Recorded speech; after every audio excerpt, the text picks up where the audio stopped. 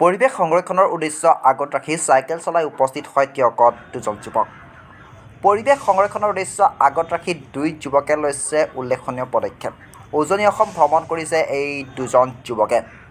বিশ্বনাথ চাৰিআলিৰ পৰা উজনি অসমলৈ চাইকেল চলাই যাত্ৰা কৰিছে এই দুজন যুৱকে। আৰু আজি উপস্থিত হয় যুৱক দুজন টিয়কত। পৰিৱেশ সজাগতাৰ বাবে চাইকেল লৈ উজনি অসমৰ 11খন জিলাত চাইকেলেৰে পৰিভ্ৰমণ কৰিছে কমল কাকতি আৰু দেৱাশিষ দত্তই। আৰু বিশ্বনাথৰ পৰা উপস্থিত হয় টিয়কত এই দুজন যুৱকে। আৰু এই যুৱক দুজনক মাৰোৱাৰী বিশেষভাৱে সম্বৰ্ধনা জনোৱা পৰিলক্ষিত হয় টিয়কতে। মই এবাৰ হাই ছেকেণ্ডেৰী পাছ কৰিছোঁ। হয়, নমস্কাৰ, মোৰ নাম শ্ৰী দেৱাশিষ দত্ত। মই এবাৰ ক্লাছ 9ত পঢ়ি আছোঁ। বিশ্বনাথ চাৰিআলিৰ পৰা উজনি অসমলৈ 11খন জিলালৈ যাত্ৰা কৰিছিলোঁ।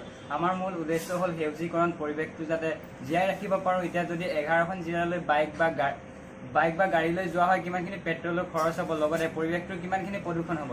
যিমানেই প্ৰদূষণ বেছি হৈ আহিছে, সিমানে গৰমৰ মাত্ৰাটো বৃদ্ধি হৈ আহিছে। গতিকে আমি দুজনে এটাই পদক্ষেপ ল'লোঁ, যাতে চাইকেল লৈ উজনি অসমখনো ভ্ৰমণ কৰা হ'ব, লগতে পৰিৱেশটো এখন যাতে সুন্দৰ অসম গঢ়ি তুলিব পাৰোঁ, তাৰ উদ্দেশ্যৰে আমি এই যাত্ৰাটো কৰিছিলোঁ।